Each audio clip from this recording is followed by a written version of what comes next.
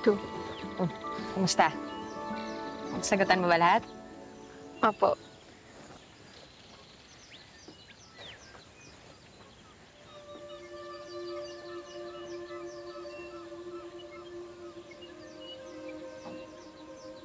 Aba, okay ah. Isa lang yung mali. Oo, isa lang.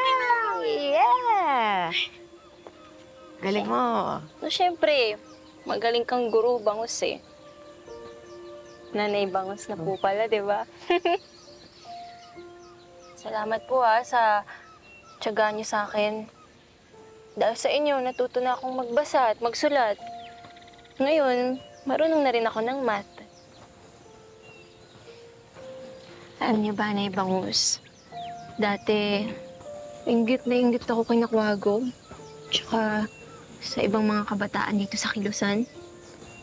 Kasi lahat sila lumaking may nanay. Hindi ko naman alam yung pakiramdam ng may nanay na nag-aalaga.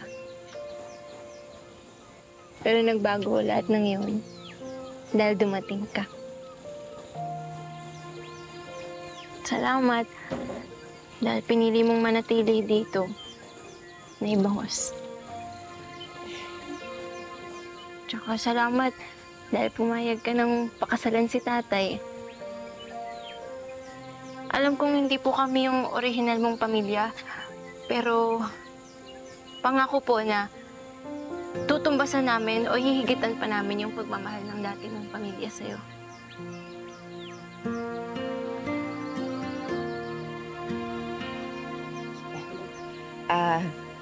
Magpapahangin lang ako, saglit lang.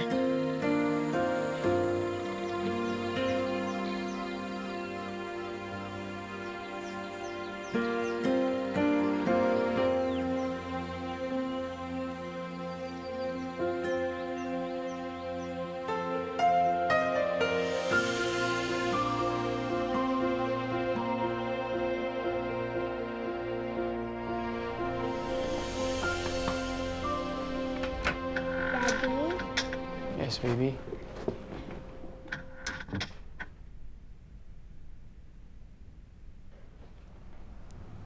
Daddy, are you alright po ba?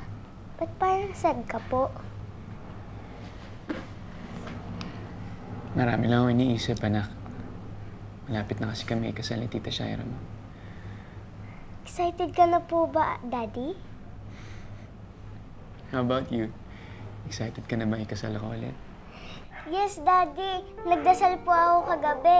Sinabi ko po kay Papa God na sabihin po kay Mami Christine na wag na pong mag-alala kasi po magkakaroon na po ako ng Mami para po may mag-alaga sa ating dalawa. Yes, anak.